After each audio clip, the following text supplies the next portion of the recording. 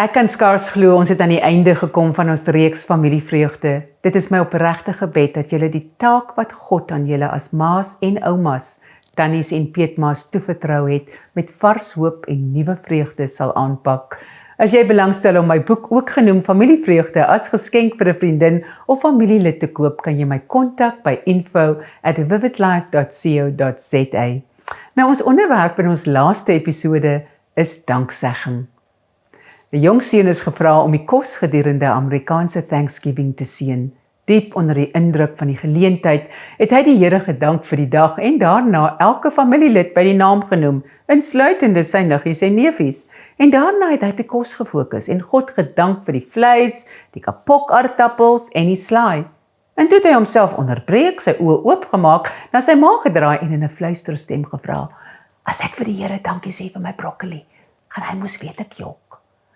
Nou, as ons opregte danksegging 'n lewenstyl wil maak, moet ons, net soos hierdie seentjie, leer om vir die Here dankie te sê vir die broccoli, wat die broccoli ook al in ons lewens mag verteenwoordig.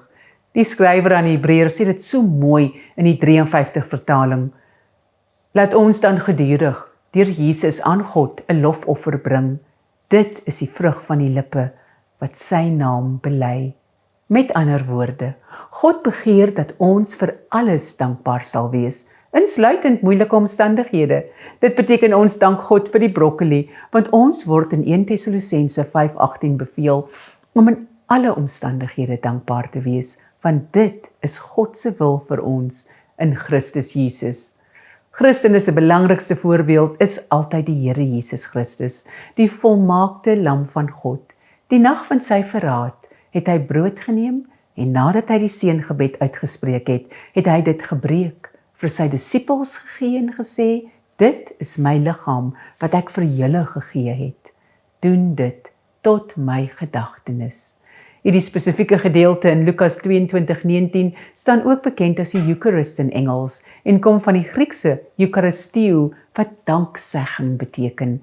Met ander woorde, ons gebruik van die nagmaal wat ons aan Jesus se kruisdood herinner, is gebore in danksegging. Nou, Desember skep vele geleenthede vir gesinne om op 'n praktiese manier dankbaarheid teenoor God te betoon vir die grootste geskenk van alle tye, die Christuskind, Immanuel, God met ons. Of dit nou iemand wat alleen is, om daai persoon in te sluit by julle feesvieringe, skoendose te pak vir minder bevoorregte kinders, mense in hospitale te besoek, of koekies te bak en by 'n plaaslike skuiling te gaan afgee, dit maak nie saak nie.